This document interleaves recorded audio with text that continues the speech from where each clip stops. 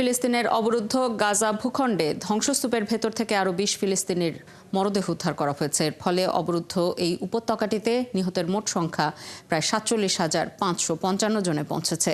দীর্ঘ ১৫ মাসের বেশি সময় পর গত মাসেই ফিলিস্তিনের গাজায় কার্যকর হয়েছে যুদ্ধবিরতি চুক্তি। তবে এরপর থেকেই সেখানে ধ্বংসস্তূপের নিচ থেকে একের পর এক উদ্ধার হচ্ছে নিহতদের লাশ, আর এতে করে বেড়েই চলেছে প্রাণহানির সংখ্যা।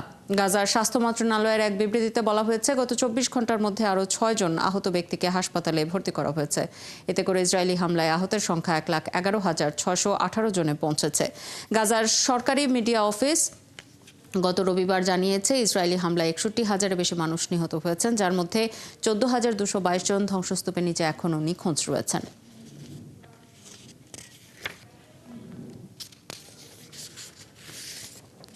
গাজার নিয়ন্ত্রণ নিজের কাছে নিয়ে গাজাবাসীকে পুনর্বাসন করতে হবে যুক্তরাষ্ট্রকেই, এমন মন্তব্য করেছেন মার্কিন প্রেসিডেন্ট ডোনাল্ড ট্রাম্প।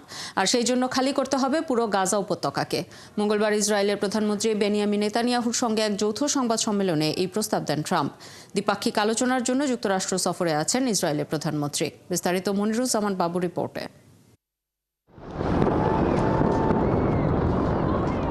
মাত্র কয়েকদিন আগেই ট্রাম্প গাজা নিয়ে তার পরিকল্পনার কথা জানিয়েছিলেন। সেখানে তিনি বলেছিলেন, উপত্যকাটি থেকে ফিলিস্তিনিদের স্থায়ীভাবে প্রতিবেশী দেশগুলোতে পুনর্বাসন করা উচিত। সে সময় গাজাকে একটি বিধ্বস্ত এলাকা বলে আখ্যায়িত করেন তিনি। এবার ইসরায়েলের প্রধানমন্ত্রী বেনিয়ামিন নেতানিয়াহু যখন যুক্তরাষ্ট্র সফরে, তার সঙ্গে বৈঠকে স্বভাবতই আলোচনার অন্যতম বিষয় ছিল ইসরায়েল হামাস যুদ্ধ। সেই বৈঠকের পর নেতানিয়াহু এবং ট্রাম্প যৌথ সংবাদ সম্মেলন করেন, আর সেখানেই গাজা দখলের ইঙ্গিত দেন যুক্তরাষ্ট্রের প্রেসিডেন্ট। আমরা গাজার নিয়ন্ত্রণ নেব এবং সেখানকার সমস্ত বিপজ্জনক অবিস্ফোরিত বোমা এবং অন্যান্য অস্ত্র নির্মূল করব। ভূখণ্ডটি সমতল করব এবং ধ্বংস হওয়া বিল্ডিংগুলো থেকেও আমরা মুক্তি পাব এবং সেখানে এমন অর্থনৈতিক উন্নয়ন করব যা ওই এলাকার মানুষের জন্য প্রচুর চাকরি এবং আবাসন সৃষ্টি করবে। সাংবাদিকদের উদ্দেশ্যে ট্রাম্প বলেন, এই ভূখণ্ডের উন্নয়ন ঘটানো হবে এবং লাখ লাখ চাকরি তৈরি করা হবে। ফিলিস্তিনিরা চলে গেলে গাজায় কারা বাস করবে এমন প্রশ্নের জবাবে ট্রাম্প বলেন, বিশ্বের মানুষ এটিকে একটি আন্তর্জাতিক জায়গায় পরিণত করবেন।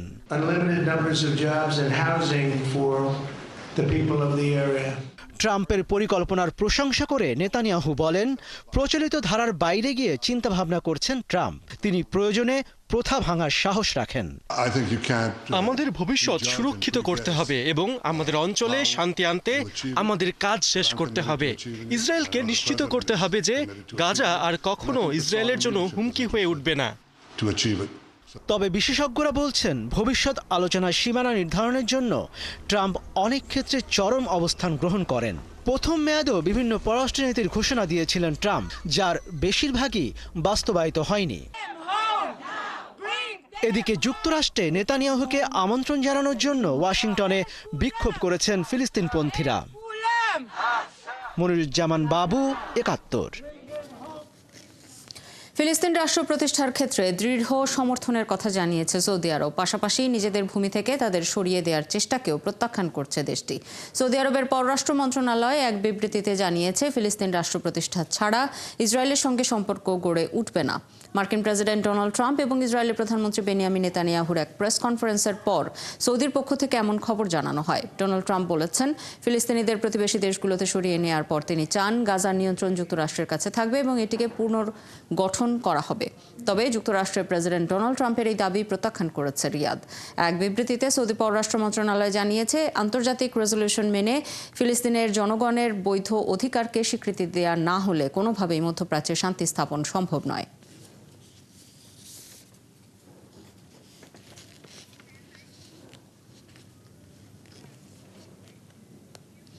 মার্কিন প্রেসিডেন্ট ডোনাল্ড ট্রাম্প ইরানের তেল রপ্তানির শূন্যের কোঠায় নামিয়ে আনতে এবং তেহরানকে পরমাণু অস্ত্র অর্জন থেকে বিরত রাখতে কঠোর পদক্ষেপ নিচ্ছেন বলে এক মার্কিন কর্মকর্তা জানিয়েছেন। জানা গেছে, ট্রাম্প একটি প্রেসিডেন্সিয়াল মেমোরেন্ডামে স্বাক্ষর করবেন, যার মাধ্যমে ইরানের ওপর সর্বোচ্চ অর্থনৈতিক চাপ প্রয়োগের জন্য মার্কিন ট্রেজারি সেক্রেটারিকে নির্দেশ দেওয়া হবে। এই পদক্ষেপের মাধ্যমে ট্রাম্প তার প্রথম মেয়াদে অনুসরণ করা ইরানের ওপর কঠোর নীতি ফিরিয়ে আনছেন। ট্রাম্প অভিযোগ করেছেন, সাবেক ডেমোক্র্যাট প্রেসিডেন্ট জো বাইডেন ইরানের প্রতি যুক্তরাষ্ট্রের দৃঢ়তা দুর্বল করেছেন। জানা যায় 2024 সালে ইরানের অপরিশোধিত তেল রপ্তানি কয়েক বছরের মধ্যে সর্বোচ্চ পর্যায়ে পৌঁছেছে। মার্কিন জ্বালানি তথ্য প্রশাসনের অনুমান অনুযায়ী তেহরানের তেল রপ্তানি থেকে 2023 সালে $53 বিলিয়ন এবং এর আগের বছর $54 বিলিয়ন আয় হয়েছে।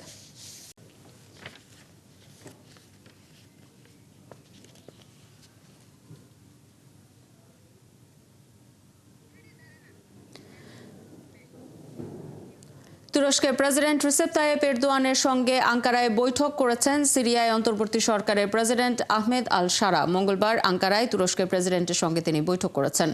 সিরিয়ার সাবেক প্রেসিডেন্ট বাশার আল আসাদের পতনের পর ক্ষমতায় আসা সাবেক এই বিদ্রোহী নেতা দ্বিতীয়বার বিদেশ সফরে তুরস্কে রয়েছেন। সৌদি আরব থেকে তুরস্ক সফরে গেছেন আল শারা। দেশটির সরকারি কর্মকর্তারা বলেছেন, তুরস্কের রাজধানীতে পৌঁছানোর পরপরই প্রেসিডেন্ট রিসেপ তাইয়েপ এরদোয়ানের সঙ্গে বৈঠকে বসেন আল শারা। এই বৈঠকে সৌদির কাছ থেকে সিরিয়া পুনর্গঠনে অর্থায়ন এবং 13 বছরের গৃহযুদ্ধের পর দেশের অর্থনৈতিক পরিস্থিতি পুনরুদ্ধারে সহায়তা চেয়েছেন তিনি। এর আগে আসাদের পতনের পর সিরিয়ায় নিজেদের কূটনৈতিক মিশন পুনরায় চালু করেছে তুরস্ক। একই সঙ্গে তুরস্কের গোয়েন্দা প্রধান এবং শীর্ষ কূটনীতিককে আলোচনার জন্য সিরিয়ায় পাঠায় আঙ্কারা। মেক্সিকো ও কানাডায় আমদানি করা পণ্য মার্কিন শুল্ক আরোপ 30 দিনের জন্য স্থগিত হওয়াটাকে আপাতত নিজেদের রাজনৈতিক বিজয় হিসেবে দেখতেই পারে কানাডা ও মেক্সিকো, কিন্তু এরপর কি সেটি অস্পষ্টই রেখেছেন ট্রাম্প। কাজেই সীমান্ত সুবিধা এবং বল প্রয়োগের মাধ্যমে অপরাধ দমনের ক্ষেত্রে বিজয়টাকে নিজের করে নিতে পারেন ট্রাম্পও। আসলে কার লাভ কার ক্ষতি, জানাচ্ছেন সৃষ্টি ঘটক। কানাডা ও মেক্সিকোর পণ্যে আরোপ করা যুক্তরাষ্ট্রের 25% শুল্ক আপাতত 30 দিনের জন্য স্থগিত করা হয়েছে।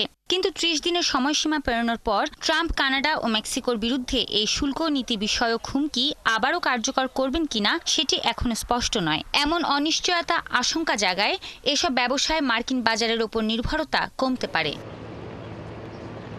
শুল্ক আরোপের হুমকি রয়ে গেলেও কানাডার প্রধানমন্ত্রী জাস্টিন ট্রুডো এটিকে রাজনৈতিক বিজয় হিসেবে দাবি করতে পারেন। দুই দেশের সীমান্তে এরই মধ্যে কানাডার নজরদারি ড্রোন এবং 2টি ব্ল্যাক হক হেলিকপ্টার টহল দিতে শুরু করেছে। এসব উদ্যোগের কথা মনে করিয়ে দিয়ে কর্মকর্তারা বলছেন, কানাডা ট্রাম্পের সীমান্ত উদ্বেগকে গুরুত্বের সঙ্গে নিয়েছে।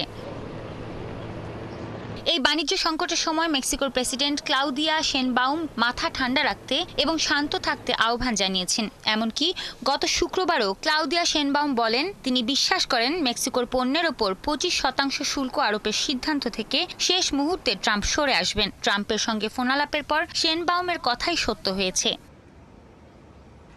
ফেন্টালিন মাদক পাচার ঠেকানোর বিষয়ে মনোযোগ দিতে সীমান্তে ন্যাশনাল গার্ডের সদস্যদের মোতায়েনের বিষয়ে রাজি হয়েছেন শেনবাউম। তবে ট্রাম্পের কাছ থেকে যা চান সেটিও কৌশলগতভাবে তিনি নিশ্চিত করেছেন।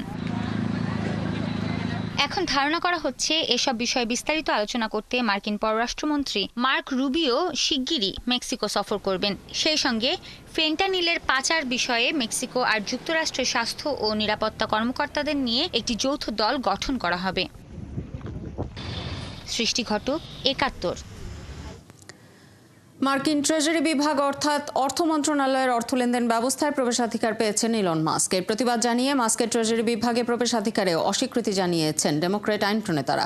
ম্যাসাচুসেটসের সেনেটর এলিজাবেথ ওয়ারেন প্রতিবাদে যোগ দিয়ে বলেন, ডোনাল্ড ট্রাম্পের জন্য নির্বাচনে ইলন মাস্ক $280 মিলিয়ন ব্যয় করেছেন। এখন মাস্ক তার বিনিয়োগ সংগ্রহ করতে এসেছেন এবং তিনি নিজের জন্য ক্ষমতা দখল করতে এসেছেন বলেও মন্তব্য করেন তারা। তবে কংগ্রেসে পাঠানো এক চিঠিতে বিভাগের এক কর্মকর্তা বলেন, মাস্ককে অর্থ লেনদেনের পুরো ব্যবস্থা নিয়ন্ত্রণ দেয়নি ট্রেজারি বিভাগ। তিনি সিস্টেমে ঢুকে শুধু দেখতে পারবেন, কিন্তু কোনো পরিবর্তন করতে পারবেন না।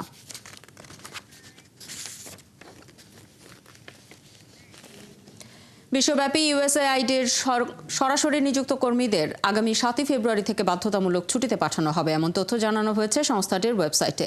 কংগ্রেশনাল রিসার্চ সার্ভিসে তথ্য অনুযায়ী ইউএসএআইডির মোট কর্মীর সংখ্যা 10,000-এর বেশি, যার প্রায় 2/3 কর্মী বিদেশে কাজ করে। সংস্থাটির 60টিরও বেশি বিদেশি এবং আঞ্চলিক মিশন রয়েছে। যুক্তরাষ্ট্রের বৈদেশিক সহায়তা সংস্থা ইউএসএআইডি বন্ধের ব্যাপারে ট্রাম্প প্রশাসনের সিদ্ধান্ত বাংলাদেশ সহ গোটা ইন্দো প্যাসিফিক অঞ্চলের উন্নয়ন সহযোগিতা পরিকল্পনাকে বড় অনিশ্চয়তার মুখে ঠেলে দিয়েছে।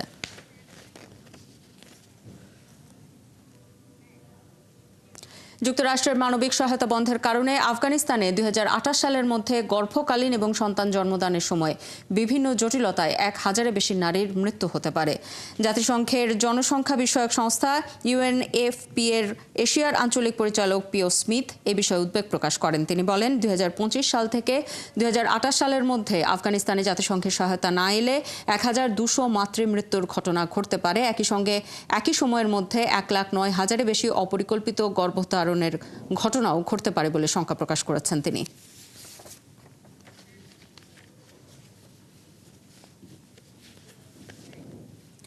সেনাবাহিনীতে নিয়োগের যোগ্য এমন যে কোনো নাগরিকের বিদেশ ভ্রমণের ওপর নিষেধাজ্ঞা আরোপ করেছে সংঘাতে জর্জরিত মিয়ানমারের ক্ষমতাসীন জান্তা। সরকারের অনুমতি ছাড়া ওই নাগরিকরা বিদেশ ভ্রমণ করতে পারবেন না বলে জানিয়ে দিয়েছে সরকার।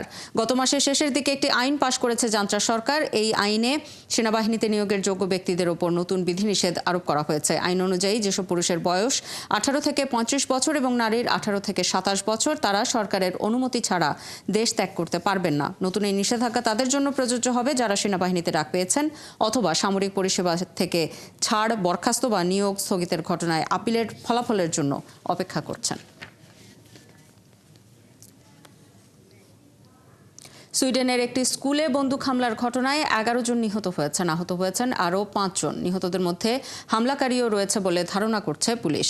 স্থানীয় সময় মঙ্গলবার বিকেলে রাজধানী স্টকহোম থেকে 200 কিলোমিটার পশ্চিমে ওরেব্রোর রিসবার্গস্কা স্কুলের এই ঘটনা ঘটে। আহতদের হাসপাতালে নেয়ার পর 4 জনের অস্ত্রোপচার করা হয়েছে। এদের মধ্যে অন্তত 1 জনের অবস্থা গুরুতর বলে জানানো হয়েছে। এই ঘটনায় আরও অনেকেই আহত হয়ে থাকতে পারে বলে আশঙ্কা প্রকাশ করেছে পুলিশ।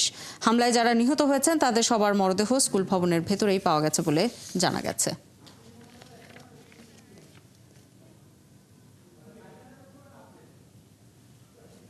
দিল্লির বিধানসভা নির্বাচনে ভোট গ্রহণ আজ। এবারের ভোটে লড়াই চলছে ত্রিমুখী। একদিকে যেমন ক্ষমতা ধরে রাখতে মরিয়া আম আদমি পার্টি, অন্যদিকে ক্ষমতা দখল করতে চেষ্টার কোনো কমতি রাখছে না বিজেপি ও কংগ্রেসও।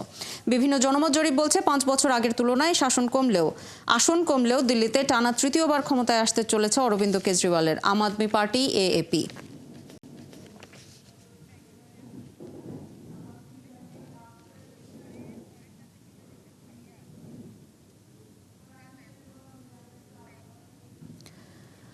আটচল্লিশতম কলকাতা বইমেলায় বাংলাদেশ না থাকায় আর্থিক ক্ষতির মুখে পড়েছেন আয়োজকরা। বাংলাদেশ প্যাভিলিয়ন না থাকায় এপারের বই কেনার জন্য নেই লম্বা লাইনও।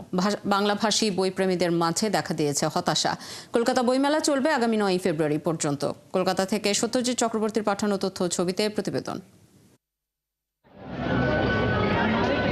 28 জানুয়ারি থেকে শুরু হয়েছে 48তম কলকাতা আন্তর্জাতিক বইমেলা, চলবে 9 ফেব্রুয়ারি পর্যন্ত। এবারের বইমেলায় নিরাপত্তাজনিত কারণ দেখিয়ে রাখা হয়নি বাংলাদেশকে, ফলেনি বাংলাদেশ প্যাভিলিয়ন ও বাংলাদেশের বইয়ের স্টল। বিগত 28 বছর ধরে বাংলাদেশ কলকাতা আন্তর্জাতিক বইমেলায় অংশ নিয়ে আসছে। 1996 সালে প্রথমবার স্টল দিয়েছিল, চলতি বছর তাতে ছেদ পড়েছে। কলকাতার পাঠকদের দাবি, এভাবে ভাষা সাহিত্য সংস্কৃতিকে আটকে রাখা যায় না। তাছাড়া এতে করে বাংলাদেশি লেখকদের সাথে ওপার বাংলার পাঠকদের মেলবন্ধন তৈরির পথও বন্ধ হয়ে যায়, পাশাপাশি অর্থনৈতিক ক্ষতিও হয়। শিল্পীদের ব্যক্তিগতভাবে কোনো সীমানা হয় না এবং এই ক্ষতিটা দুই দেশ বাদ দিয়েও ক্ষতিটা আসলে মানুষের, সাধারণ মানুষের ক্ষতি। এবং এই ক্ষেত্রে দেশ, সীমানা, প্রাচীর এইসবের ঊর্ধ্বে উঠে মানুষের ক্ষতি হয়েছে এবং বাংলা সাহিত্যের একটা ক্ষতি তো অবশ্যই হয়েছে। বাংলাদেশের স্টল নেই, সাহিত্যের দিক থেকে এটা একটা ক্ষতি অবশ্যই আমার মনে হয়, কারণ দুই বাংলার সাহিত্যের একটা বহুদিনের একটা ঐক্যের সম্পর্ক ছিল। আমাদের একটু অসুবিধা, আমরা বাংলাদেশের প্যাভিলিয়ন থেকে 2-1টা বই সংগ্রহ করতাম, এবার সেটা পাচ্ছি। প্রত্যেকটা দেশের তার নিজের সাহিত্যকে প্রত্যেকটা দেশে নিয়ে প্রচার করার বা সেটাকে তুলে ধরার অধিকার থাকা উচিত। সেই ক্ষেত্র থেকে অবশ্যই একটা স্টল থাকা উচিত ছিল। সবকিছুর ঊর্ধ্বে ওঠে দুই দেশের মানুষের মধ্যে সম্প্রীতি বজায় রাখার আহ্বান জানিয়েছেন সবাই। ঋতু সাহা, 71।